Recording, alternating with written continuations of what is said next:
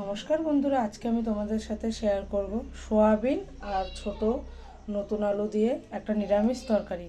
সোয়াবিনটা আমি গরম জলে ভিজিয়ে রেখেছি, তারপর জল ঝরিয়ে নিয়েছি।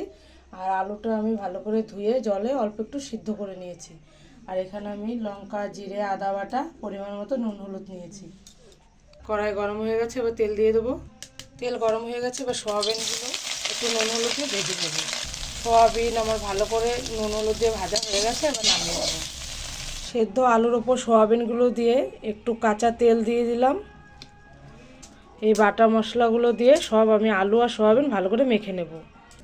দেখো বন্ধুরা, আলু আর জিরা লঙ্কা বাটা নুন হলুদ দিয়ে আর সোয়াবিন ভাজা সোয়াবিন দিয়ে ভালো করে মেখে নিয়েছি। এবার আমি কড়াইয়ে তেল দিয়ে দিলাম তরকারির জন্য। তারপর আমি তেলের ওপর জিরে আর শুকনো লঙ্কা ফোড়ন দিয়ে দিলাম। ফোড়ন হয়ে গেছে, এবার আলু আর সোয়াবিনগুলো দিয়ে এবার আমি ভালো করে কষিয়ে নেব। কষানোর সময় দিয়ে দিলাম একটুখানি মিট মশলা। কষানো হয়ে গেছে, এবার দিয়ে দিচ্ছি একটু গরম জল। এই যে গরম জল, তরকারি পেরে হয়ে এসছে। এবার ধনে পাতা আর একটু গরম মশলা গুঁড়ো দিয়ে নামিয়ে নিলে পুরো রেডি। দেখো বন্ধুরা, আলু আর সোয়াবিনের তরকারি পুরো আমার রেডি। এই তরকারিটা গরম ভাত বা রুটির সাথে খেলে খুব ভালো লাগবে। তোমরা কমেন্ট করে জানিও কেমন হয়েছে রান্নাটা।